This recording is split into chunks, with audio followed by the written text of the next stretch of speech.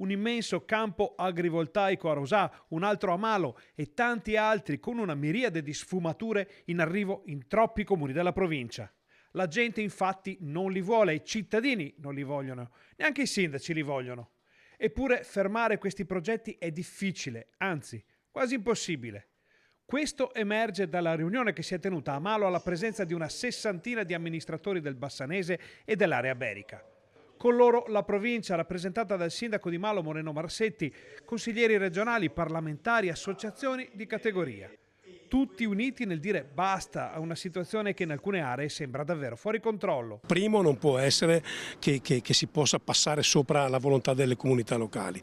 Due, non può essere che trasformiamo l'agricoltura, la coltivazione di cibo sano in impianti per fare energia. Su questo la mia commissione, di cui sono presidente assieme alla seconda, incontrerà gli assessori preposti regionali per condividere e lavorare su una proposta che arriverà dal sindaco di Malo, che raccoglierà di fatto tutte le volontà espresse qui oggi. I sindaci daranno vita a un documento condiviso per far chiaramente intendere a chi legifera e a chi governa che le cose devono cambiare, altrimenti sarà un vero Far West. Produrrò un documento come capofila che poi farò sottoscrivere a tutti i sindaci con il supporto anche della provincia di Vicenza e soprattutto delle associazioni di categoria a 360 gradi. Ci sono parecchi buchi che dal mio punto di vista vanno risolti in quanto l'interpretazione porta poi al contenzioso. Un aggiornamento della normativa è stato approvato di recente dal Parlamento